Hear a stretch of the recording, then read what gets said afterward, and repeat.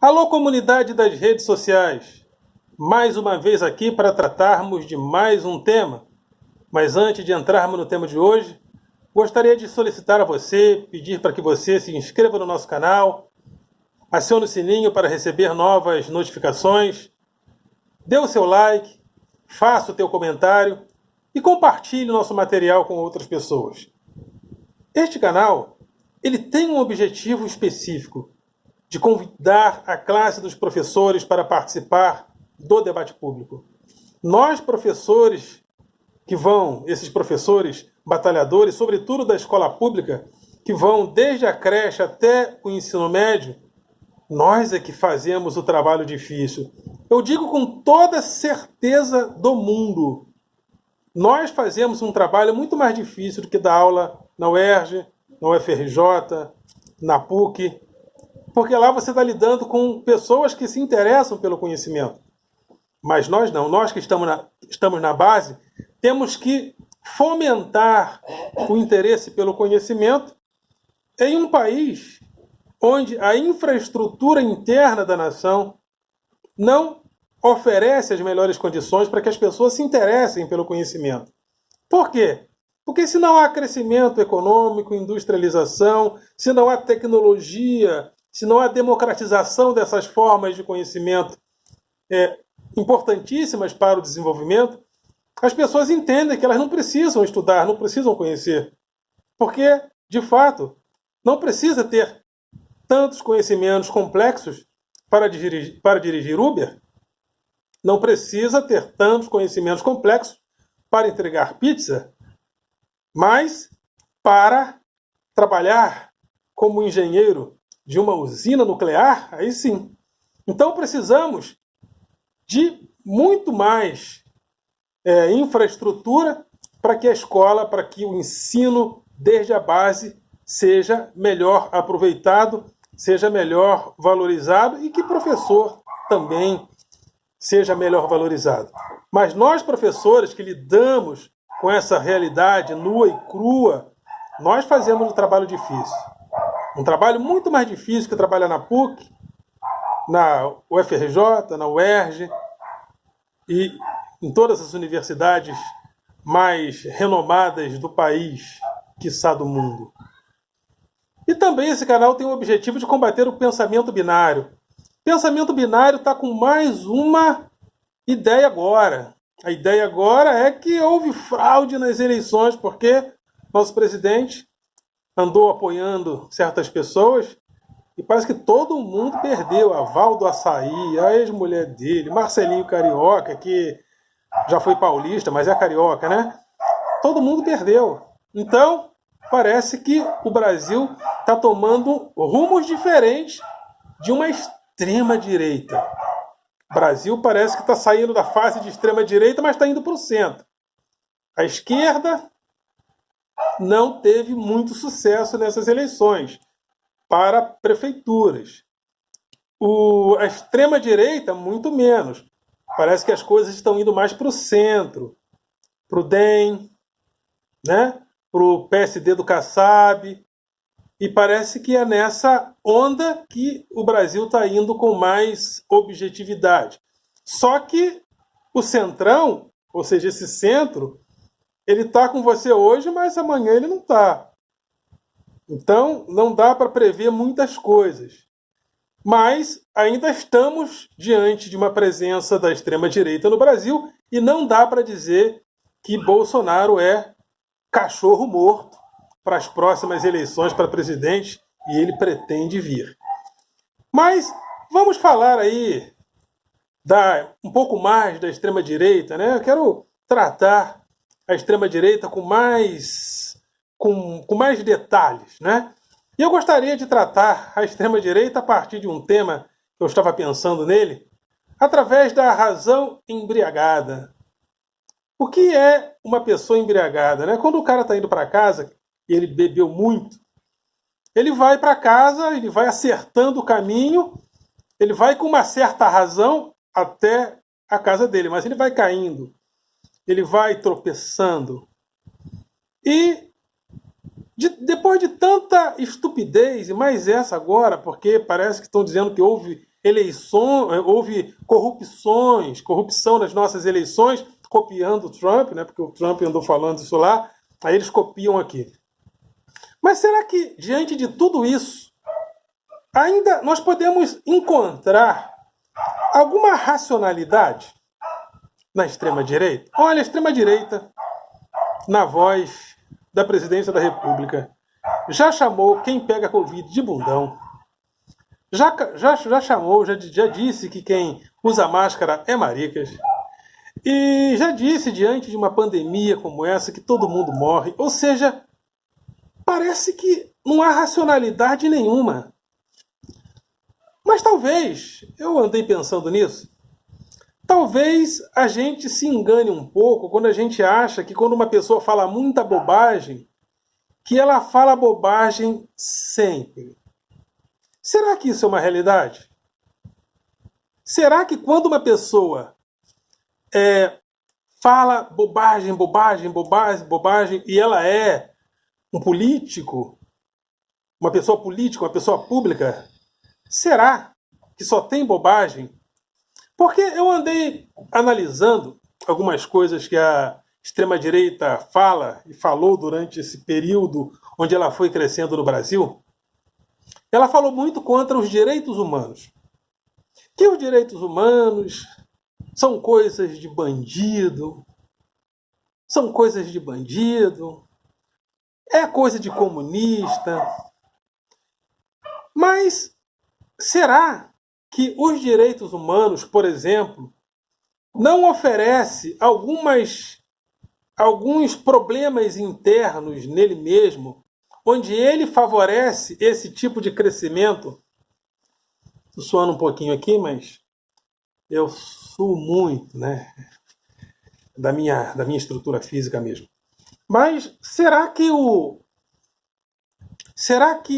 os direitos humanos não deixam brechas? Porque toda organização humana ela é problemática. Ela tem os seus problemas internos, como a democracia, como eu falei. Aliás, a democracia não é uma deusa eterna que vai ficar para sempre entre nós, mas um democrata ele se esforça para que a democracia fique durante séculos, milênios na Terra, porque a gente, é o nosso lugar de conforto, é o lugar que nós encontramos mais razoável.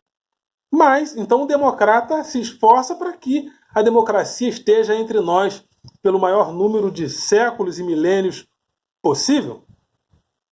Mas a democracia tem problemas internos. A democracia ela tolera até quem não gosta dela está dentro dela.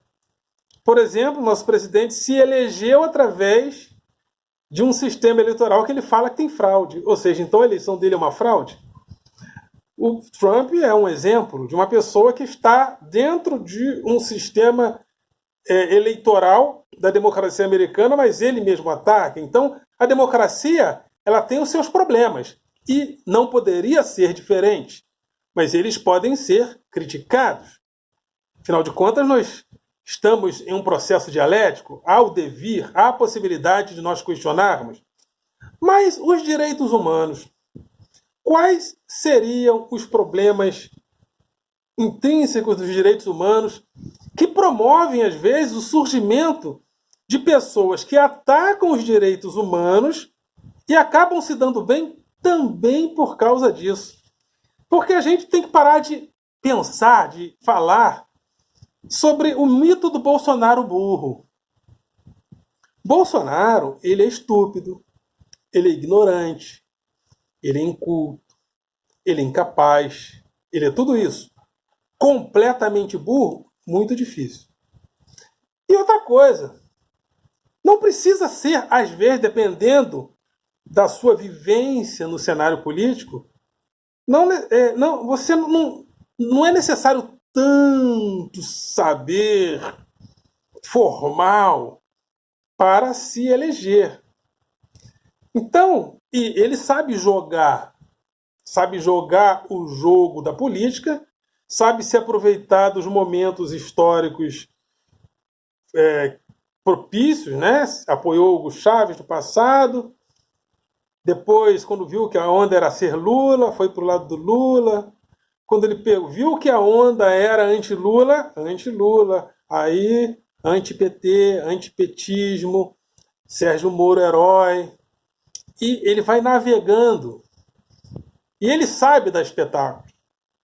Mas o mais curioso que eu acho é que o espetáculo que ele dá nem sempre é como os espetáculos romanos, de pão e circo, né? Ele dá espetáculo de circo sem pão, né? Não promete às vezes nada. Fala que é a favor da tortura, fala que é contra a democracia, como já falou, que é contra o voto, como já falou, já pregou guerra civil. E foi crescendo nessa onda, ele foi surfando nas várias ondas. E a gente foi caindo na trampa do Bolsonaro burro. Não, não vai dar em nada. E acabou que deu em alguma coisa. Mas um dos gargalos que a extrema-direita mais se aproveita são os gargalos dos direitos humanos. Os problemas internos dos direitos humanos. Os direitos humanos, eles têm problemas internos. E problemas internos que são históricos. Desde as nossas primeiras concepções humanitárias que surgiram lá na Revolução Francesa, com a formação dos direitos do homem e do cidadão. O que aconteceu ali? Depois que a Revolução Francesa estava consolidada, foi estabelecido os direitos do homem e do cidadão. Né? E esses direitos do homem e do cidadão previa uma noção humanitária de dignidade, de cidadania e de igualdade mínima. Porém, com o tempo, nós começamos a perceber que esse homem da Declaração dos Direitos do Homem e do Cidadão era o homem europeu. Era o homem, não necessariamente a mulher.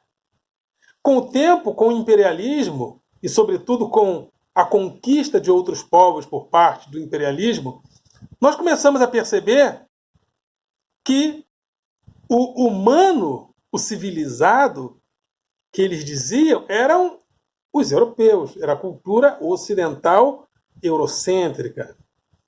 Quando alguns povos eram conquistados, se questionava se aqueles povos tinham alma. Será que eles têm alma também? Será que eles são realmente seres humanos?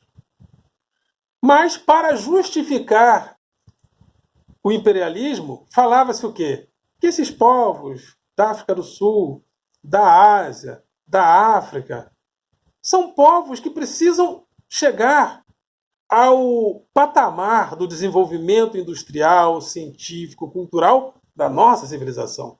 Então, com isso, eles justificavam a barbaridade. Eles justificavam com isso a barbárie. Até que isso foi ganhando outras proporções. Até que nós tivemos 2 guerras mundiais.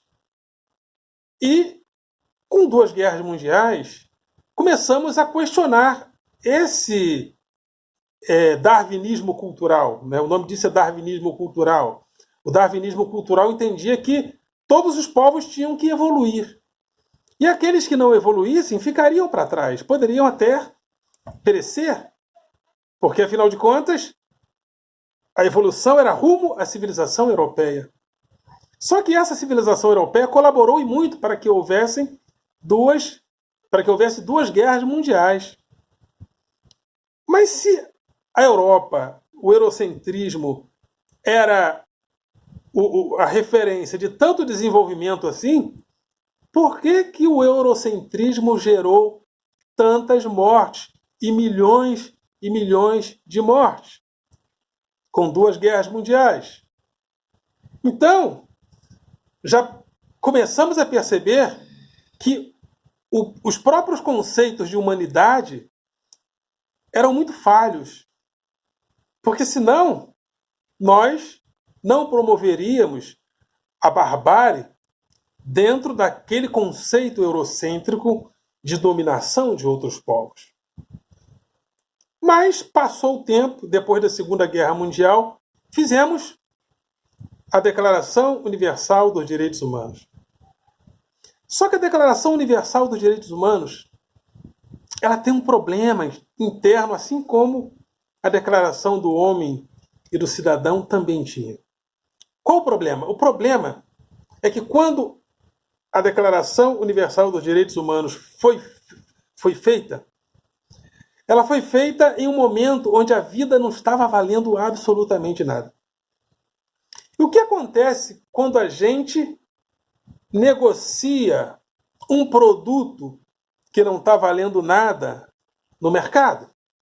O que acontece com esse produto? A tendência é ele perder o valor. E os campos de concentração, sobretudo, nazifascismo, campos de concentração, fizeram com que a vida fosse relegada a quase nada.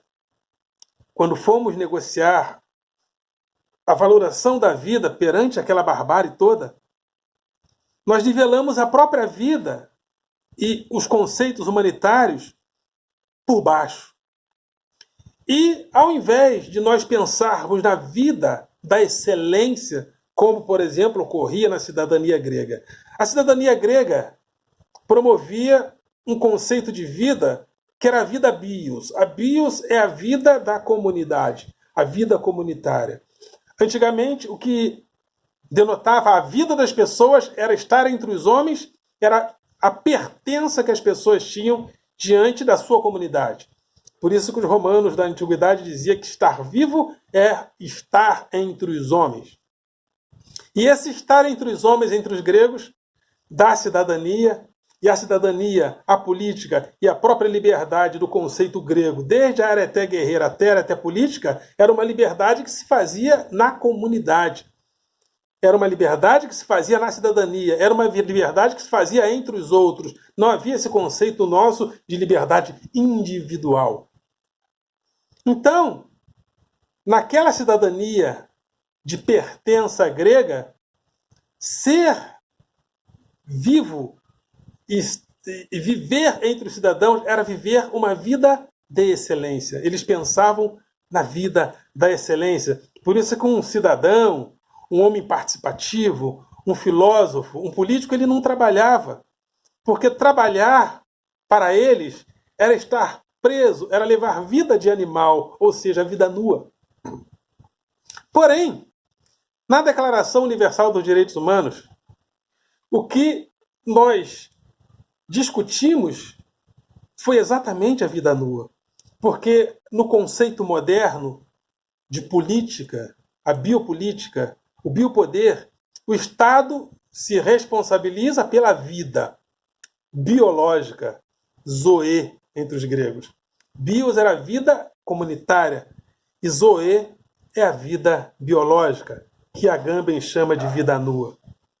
Essa vida desnudada, porque a vida da modernidade não tem necessariamente todo o revestimento da excelência de estar entre outros, de estar entre cidadãos honrados por serem cidadãos. A vida da excelência não foi tratada de maneira adequada na Declaração Universal dos Direitos Humanos, que pensou na vida, na dignidade humana a partir do básico.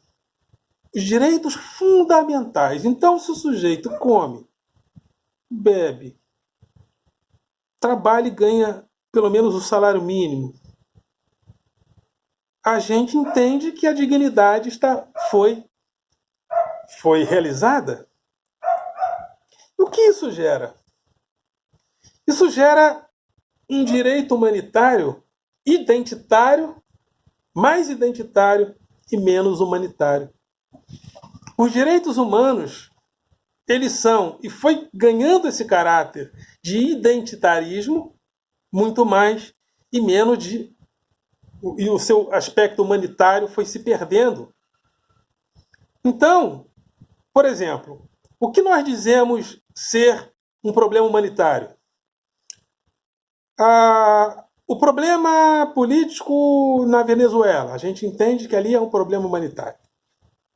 As queimadas no Brasil, as queimadas na Amazônia E o que isso prejudica, por exemplo, povos indígenas, a gente entende que é um problema humanitário. E é um problema humanitário. Não estou dizendo que não é. Mulheres do Irã que são obrigadas a usar burca, a gente entende que isso é um problema humanitário.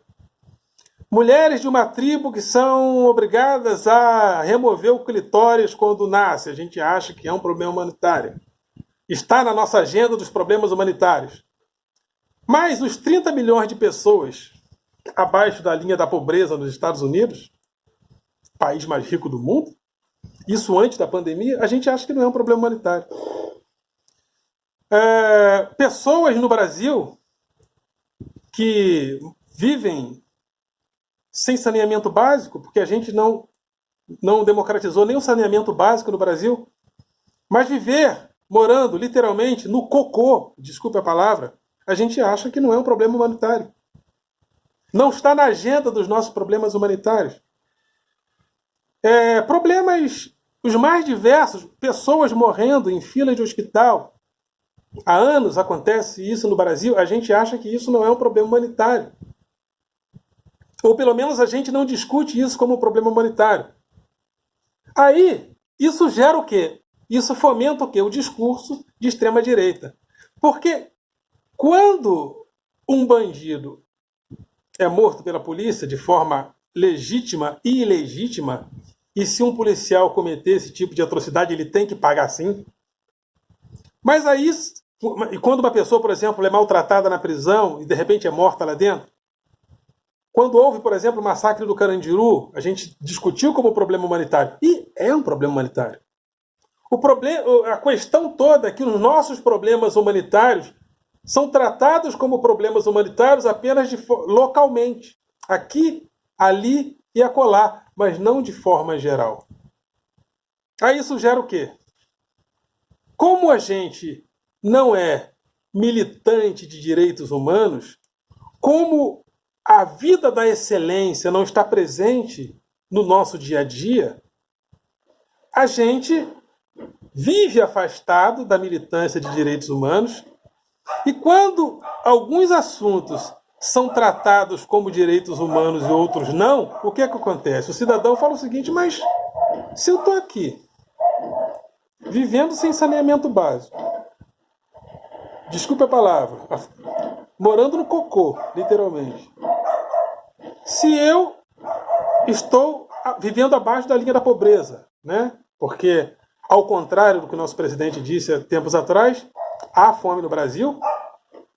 Quando os problemas humanitários vêm, o cidadão comum fala assim, poxa, eu vou ficar brigando para salvar um mico-leão dourado?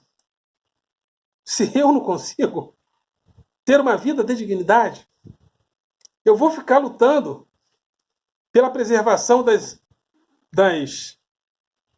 dos povos indígenas lá da Amazônia, se aqui, no meu bairro, o esgoto passa aqui a céu aberto, se meu parente morreu semana passada num hospital porque não teve atendimento, isso gera o quê? O problema dos direitos humanos como um problema identitário e não como um problema humanitário democratizado como problema humanitário. Mas isso eu creio que seja um problema que é interno aos próprios direitos humanos. Porque os direitos humanos foi pensado assim, para promover